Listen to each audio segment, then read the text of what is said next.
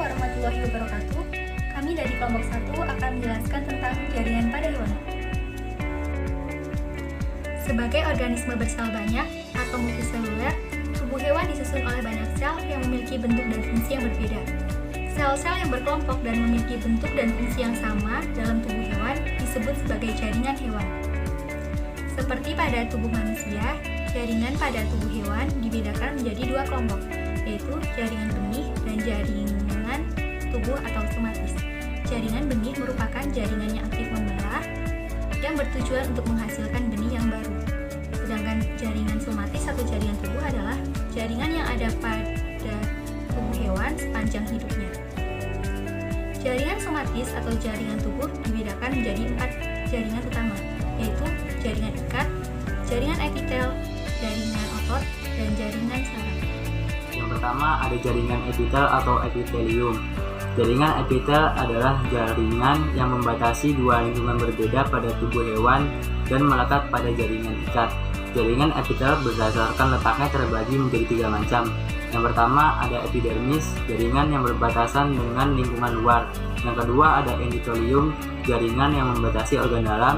Dan yang ketiga atau yang terakhir ada mesotelium, jaringan yang membatasi rongga. Adapun juga ciri dan fungsi dari jaringan epitel. Ciri-cirinya adalah selnya tersusun rapat, tidak mengandung pembuluh darah namun mengandung saraf, dan yang terakhir mempunyai kemampuan regenerasi tinggi. Dan fungsinya adalah untuk proteksi, absorpsi, sekresi, reseptor, dan pertukaran zat. Jaringan epitel berdasarkan bentuknya yaitu epitel pipih atau squamous epithelium, dan contohnya adalah epitel kulit, mulut, dan vagina. Epitel kubus atau kuboid epithelium contohnya adalah epitel saluran kelenjar ludah dan tubulus ginjal. Ya, yang selanjutnya yaitu ada epitel silindris atau columnar epithelium. Jaringan epitel ini dibagi menjadi dua, yaitu epitel silindris lapis dan epitel silindris berlapis. Untuk epitel silindris lapis berperan utama dalam proses absorpsi dan sekresi. Di dalam epitel ini juga diselingi oleh suatu sel goblet yang menghasilkan lendir. Pada lambung, sel goblet ini dinamakan sel parietal yang menghasilkan HCl untuk mencerna makanan.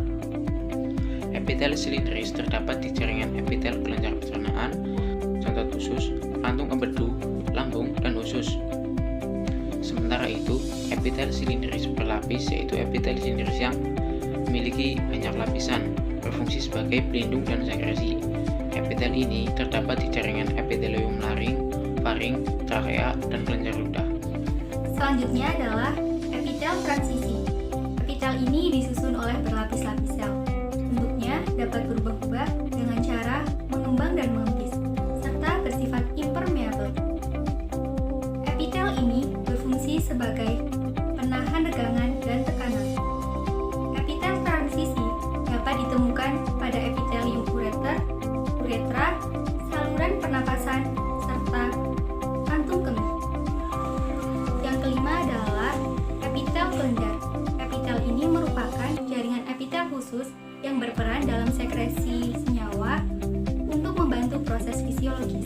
Kelenjar ada dua. Yang pertama adalah kelenjar endokrin atau hormon. Kelenjar ini tidak memiliki saluran pengeluaran untuk mengeluarkan hasil sekresi atau pengetahannya dari tubuh kelenjar.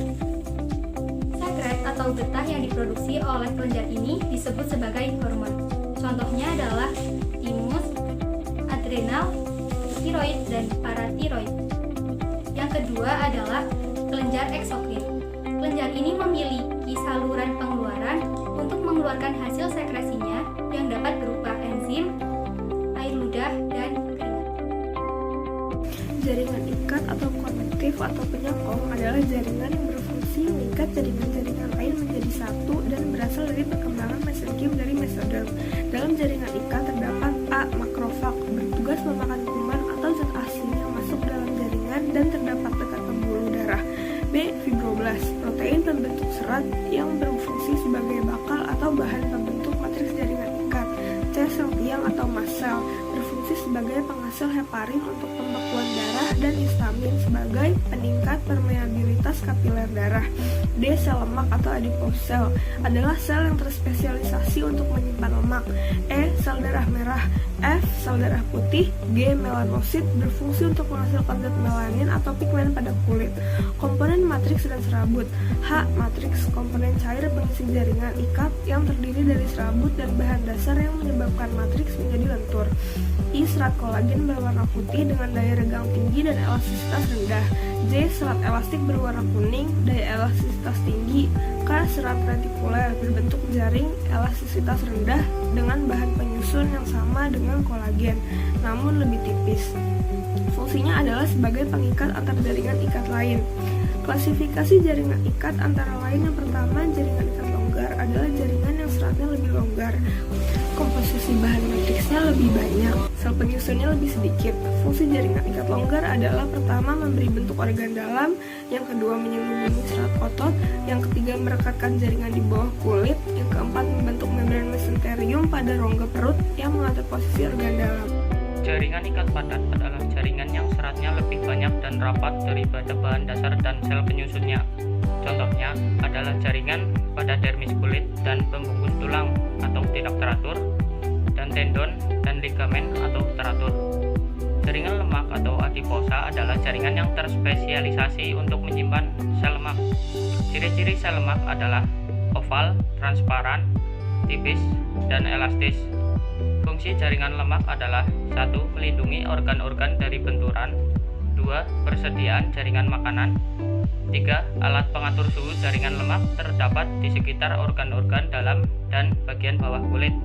Secara khusus, pada laki-laki jaringan lemak terletak di dada dan pada perempuan terletak di perut. Jaringan tulang atau kartalium merupakan hasil spesialisasi jaringan ikat berserat dengan matriks yang elastis. Sel penyusun jaringan kartalium berasal dari kortobras yang menghasilkan kontrosit. Kontrosit mengekspresikan matriks yang disebut kondrit. Sel kondrit terdapat ruang yang disebut lakuna. Jaringan tulang sejati. Sel penyusun jaringan tulang berasal dari osteoblas yang menghasilkan osteosit. Osteosit mengekspresikan matriks yang disebut osteon. Tulang juga dapat berbentuk dari ossifikasi atau klasifikasi kartalium. Struktur jaringan tulang sejati atau disebut juga dengan saluran Hampers atau saluran pusat berisi pembuluh darah dan saraf. Lakuna adalah ruang tempat osteosit terletak. Canaliculi, struktur penghubung osteosit yang satu dengan osteot lain. Lamella, lapisan konstriksi matriks yang keras dan kuat. Matriks tersusun dari atas serabut kolagen dan mineral kalsium dan fosfor.